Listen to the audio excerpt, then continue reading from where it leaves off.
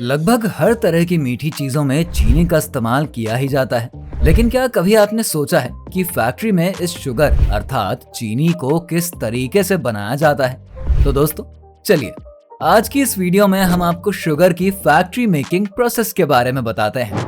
Factory में चीनी को बनाने के लिए सबसे पहले गन्ने को फैक्ट्री तक पहुंचाया जाता है, जहां पर फैक्ट्री में मौजूद श्रेडर मशीन की सहायता से इन गन्नों को कुछ इस प्रकार से मशीन के अंदर डाल दिया जाता है।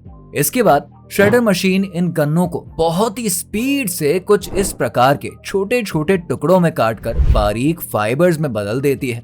इतना हो जाने के बाद इस फाइबर को रोलर जूस मिल्स नाम के इस मशीन से होकर गुजारा जाता है। यहाँ पर यह मशीन फाइबर में मौजूद सारे जूस को बाहर निकाल देता है, लेकिन इस फाइबर से सारे जूस बाहर निकालने के लिए इसे 2-3 रोलर मिल से होकर ही गुजरना पड़ता है। इसके बाद फाइबर से सारा जूस बाहर निकाला जाता है और अब बारी आती है इस फाइबर को फैक्ट्री में मौजूद इस मशीन की सहायता से छानने की, जिसे मशीन से कुछ इस प्रकार से छान लिया जाता है। जूस के अलावा छान कर निकाले गए इस चीज को बैगेसी कहते हैं और इस बैगेसी को जलाकर फैक्ट्री के अंदर ऊर्जा और बिजली बनाने का काम होता है। इसके बाद अब बारी आती है निकाले गए जूस को छानकर बड़े बड़े टैंकों में कुछ इस प्रकार से इकट्ठा करने की, जैसे फैक्ट्री में मौजूद वर्कर्स आसानी से कर देते हैं। इस जूस को रॉ जूस के नाम से भी जाना जाता है। इसके बाद इस रॉ जूस को लैब टेस्ट के लिए भेज दिया जाता है, जहां पर इस जूस का केमिकल कॉम्पोजिशन और शुगर कंटेंट चेक किया जाता है।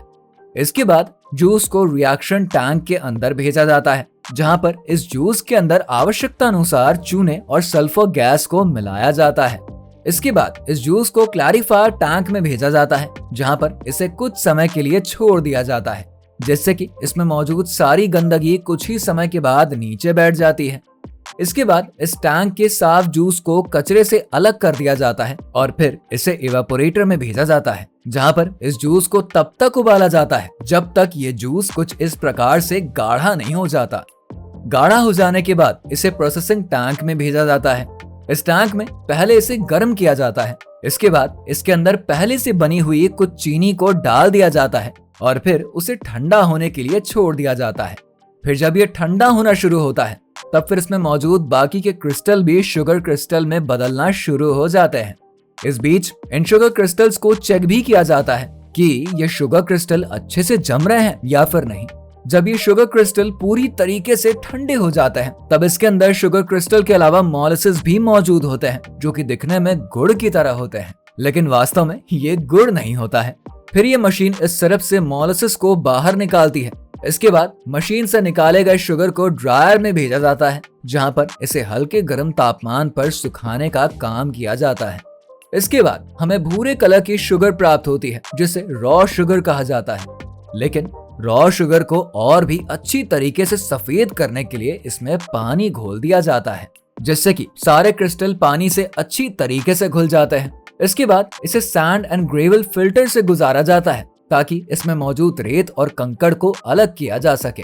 फिर इसे डीकलराइजेशन टैंक में भेजा जाता है, जहां पर चीनी को सफेद करने के प्रोसेस को स्टार्ट किया जाता है।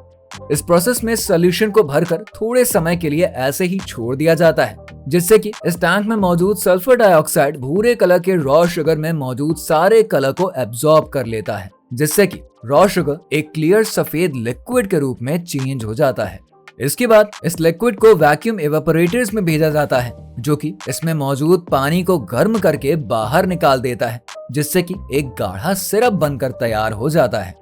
इसके बाद इस सिरप में चीनी की कुछ मात्रा को मिलाया जाता है, जिससे ये गर्म सिरप ठंडा होने के साथ साथ शुगर क्रिस्टल में भी बदल जाता है। इसके बाद इसे रोटेटिंग ड्रायर मशीन में भेजा जाता है, जिससे कि इन क्रिस्टल्स में मौजूद नमी को खत्म किया जाता है। अब इसके बाद चीनी के इन सभी क्रिस्टल्स को वाइब्रेटिंग मशीनों से गुजारते हुए स्टोरेज टैंक में भेजा जाता है, जहां पर कंपनी के वर्कर्स इन सभी शुगर को ऑटोमेटिक फिलिंग मशीन के द्वारा प्लास्टिक के बोरे में भरकर आगे के ट्रांसपोर्टेशन के लिए भेज देते हैं। तो दोस्तों, शुगर की फैक्ट्री मेकिंग प्रोसेस आपको कैसी लगी है? कमेंट बॉक्स में हमें जरूर बताइएगा। वीडियो अगर आपको पसंद आ गई हो ना तो इसको लाइक और शेयर करना प्लीज बिल्कुल मत भूलिएगा।